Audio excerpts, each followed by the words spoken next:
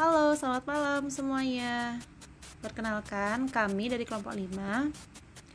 Di sini kami akan membahas mengenai sistem informasi manajemen.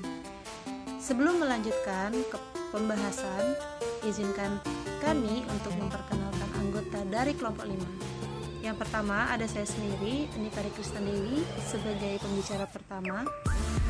Dan ada Nikomang Ayu Anggreni Putri sebagai pembicara kedua, dan yang terakhir ada Niputu Risma Devi sebagai pembicara ketiga. Dan di sini kita akan membahas mengenai yang pertama ada organisasi data, kedua ada struktur database, yang ketiga menciptakan dan mengelola database, yang keempat pengelolaan database, dan yang terakhir yang kelima ada keuntungan dan kerugian. Di sini yang pertama yang akan saya bahas mengenai organisasi data. Konsep database. Database adalah sekumpulan seluruh sumber daya berbasis komputer milik organisasi, dan sistem manajemen database adalah suatu aplikasi perangkat lunak yang menyimpan struktur database. Dua tujuan utama dari konsep database adalah meminimalkan pengulangan data dan mencapai independensi data. Pengulangan data adalah dua aplikasi data dalam arti data yang sama disimpan dalam beberapa file. Independensi data adalah kemampuan untuk membuat perubahan dalam struktur data tanpa membuat perubahan pada program yang memproses data. Yang kedua, ada perkembangan perangkat lunak database. Sistem manajemen database yang digunakan oleh berbagai organisasi bisnis telah berkembang. Kontribusi sistem manajemen database adalah tidak lagi menggunakan metode untuk menjelaskan struktur data di dalam aplikasi itu sendiri. Sebaliknya, menempatkan data di dalam penyimpanan itu sendiri. Baik, selanjutnya akan disambung oleh pembicara kedua. Terima kasih. Struktur database. Struktur database atau basis data mengacu pada semua data yang disimpan pada sumber daya berbasis komputer milik organisasi agar pemrosesan data menjadi lebih efisien. Yang pertama ada struktur database hierarkis, yaitu dibentuk oleh struktur kelompok data, subkelompok data, dan subkelompok yang lebih kecil lagi. Struktur ini bekerja dengan sistem pemrosesan transaksi yang melakukan tugas-tugas seperti pengendalian persediaan, entry pesanan, piutang, hutang dagang, dan aplikasi informasi akuntansi serta. Yang kedua ada struktur database jaringan, dikembangkan untuk memungkinkan penarikan record-record tertentu dan memungkinkan satu record tertentu menunjukkan pada semua catatan record lainnya di dalam database. Yang ketiga ada struktur database relasional. Struktur database relasional menyerupai sekumpulan tabel. Hubungan antara berbagai tabel itu tidak disimpan sebagai indeks atau alamat eksplisit, namun bersifat implisit.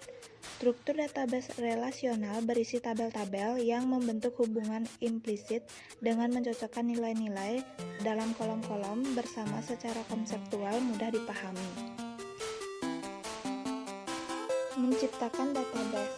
Ada 3 langkah utama, yaitu yang pertama menentukan kebutuhan data. Kebutuhan data adalah langkah-langkah kunci mencapai sistem informasi berbasis komputer. Kemudian yang kedua adalah menjelaskan data. Setelah elemen-elemen data yang diperlukan ditentukan, mereka dijelaskan dalam bentuk kamus data. Kamus data adalah suatu ensiklopedia dari informasi yang berkenaan dengan data perusahaan. Kamus data dapat berupa file. Sistem kamus data dapat diperoleh sebagai paket perangkat lunak terpisah, lebih sering sebagai modul di dalam sistem manajemen database. Setelah kamus diciptakan, penjelasan harus dimasukkan dalam DBMS atau Database Management System, disertai data description language yang digunakan untuk menjelaskan data yang menghasilkan skema. Skema bukanlah data itu sendiri, tapi penjelasan dari data. Skema biasanya menentukan atribut atau karakteristik.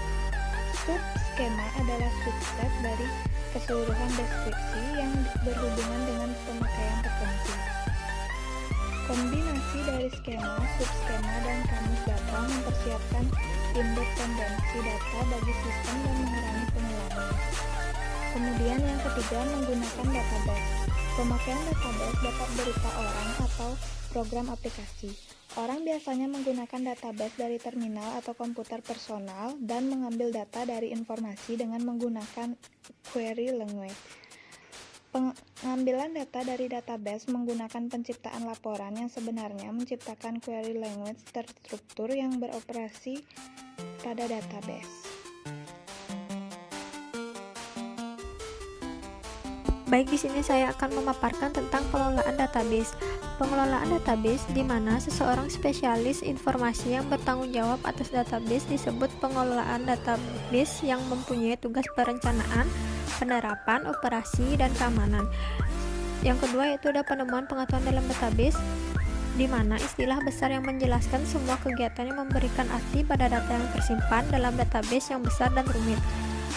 Adapun proses penemuan pengetahuan dalam database, yaitu mendefinisikan data dan tugas, yang kedua mendapatkan data, yang ketiga ada membersihkan data, yang keempat ada mengembangkan hipotesis dan model pencarian, yang kelima ada menggali data, yang keenam ada menguji dan memastikan, dan yang terakhir ada menafsirkan dan menggunakan.